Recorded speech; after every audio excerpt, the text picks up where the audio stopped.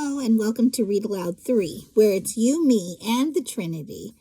And I am so sorry that I've been away for, I don't know, I'll say 5 days now, up to almost a week. I remember I started out on the Sunday before this past Sunday, and was like, okay, this is going to be a streak week. I'm going to get it done. And that week may have been okay until it looked like my last video was posted 5 days ago. So I've been not keeping up with that trend, but I hope to get back on it. And we're going to finish First Chronicles this week. Okay, so First Chronicles chapter 28. I think we have like 29 chapters, so we definitely can finish the chapter this week. It's not a very, very difficult goal. Okay, so here we go. Chapter 28, subtitle is David's Instructions to Solomon. David summoned all of the officials of Israel to Jerusalem, the leaders of the tribes, the commanders of the army divisions, the other generals and captains, the overseers of the royal property and livestock, the palace officials, the mighty men, and all the other brave warriors in the kingdom. David rose to his feet and said, "My brothers and my people, it was my desire to build a temple where the ark of the Lord's covenant to build a temple where, that's correct, the ark of the Lord's covenant, God's footstool, could rest permanently. I made the necessary preparations for building it, but God said to me, 'You must not build a temple to honor my name, for you are a warrior and have shed much blood.'" Remember that? "Yet the Lord, the God of Israel, has chosen me from among all my father's family to be king over Israel forever. For he has chosen the tribe of Judah to rule, and from among the families of Judah he chose my father's family. And from among my father's sons, the Lord was pleased to make me king over all Israel. And from among my sons, for the Lord has given me many.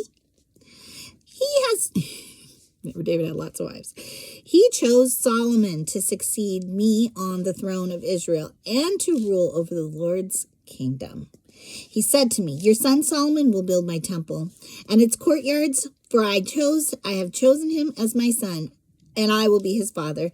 And if he continues to obey my commands and regulations as he does now, I will make his kingdom last forever.'" So he gave it was a little different than with the covenant I feel that he made with Abraham. Now, I hope that I'm saying this correctly, because he promised Abraham that his descendants were going to just be more than the sands on the sea shore and everything. I think without any qualifier. Now, he said to David in regards to Solomon, that if he continues to be obedient to him, his throne's going to last forever. Or his, let's double check what the wording is. And then he says, "Your son Solomon will build my temple and its courtyards, for I have chosen him as my son. I will be his father. And if he continues to obey my commands and regulations as he does now, I will make his kingdom last forever." So it will be his kingdom. So now, with God as our witness and in the sight of all Israel, the Lord's assembly, I give you this charge. Be careful to obey. Remember, he's talking to his son, David's instructions to Solomon. "All the commands of the Lord your God, so that you may continue to possess this good land and leave it to your children as a permanent inheritance. And Solomon, my son, learn to know the God of your ancestors intimately." Isn't that amazing that he said that in such a setting? I'm not sure, to be honest, I don't know what the setting is, but it sets the scene, because he summons all these people from all these divisions, remember? So it does set the stage for this, and for him to then say, I really want you to have an intimate relationship with God.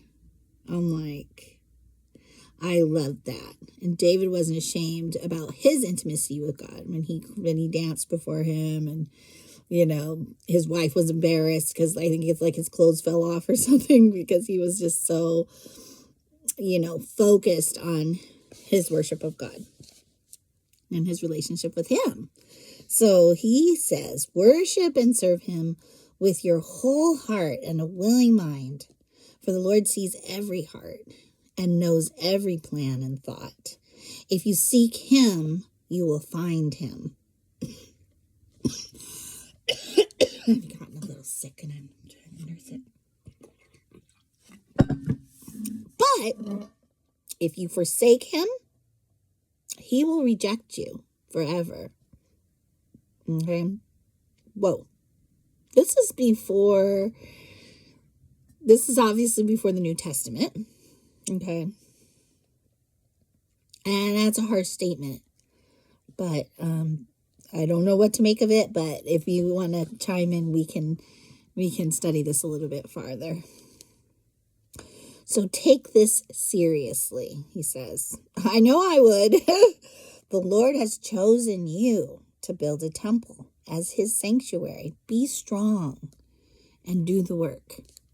Then David gave Solomon the plans for the temple and its surroundings, including the entry room, the storerooms, the upstairs rooms, the inner rooms, and the inner sanctuary, which was the place of atonement. David also gave Solomon all the plans he had in mind for the courtyards of the Lord's temple, the outside rooms, the treasuries, and the rooms for the gifts dedicated to the Lord. The king also gave Solomon instructions concerning the work of the various divisions of priests and Levites in the temple of the Lord, and he gave specifications for the items in the temple that were to be used for worship.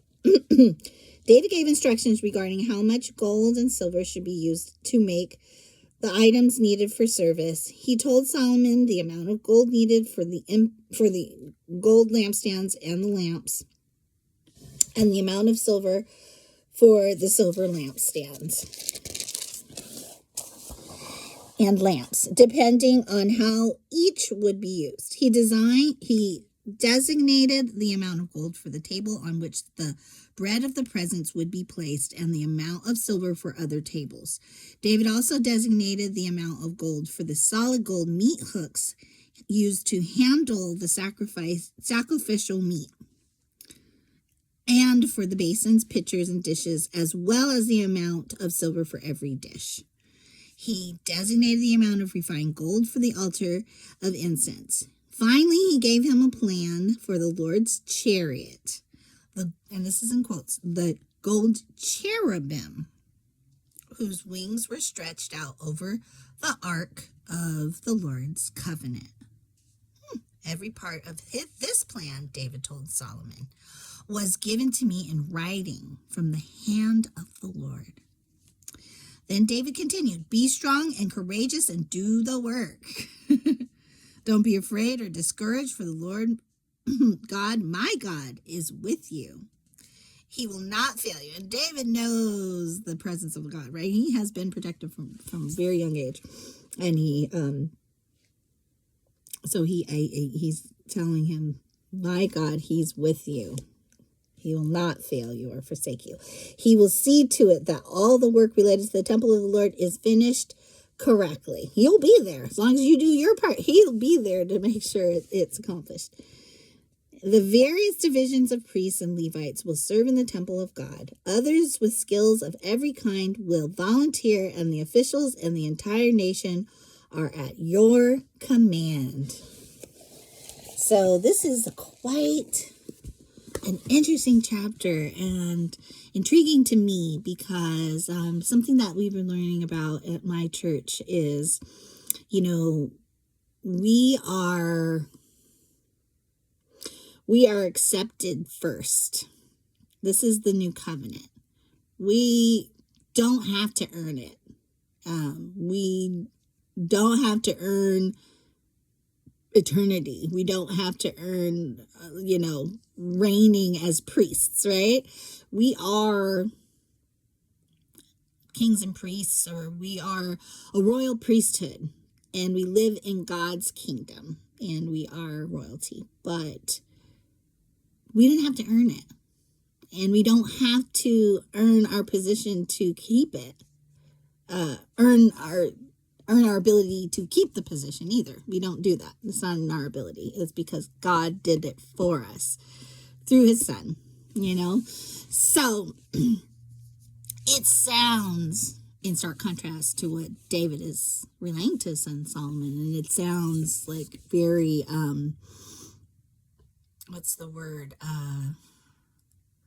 daunting, to say the least, If you do everything that you're supposed to do, like you're going to get a good child, but I'm not sure how old Solomon is when he gives him this charge, but it's hard to stay there, isn't it? It's, I feel like I know this. I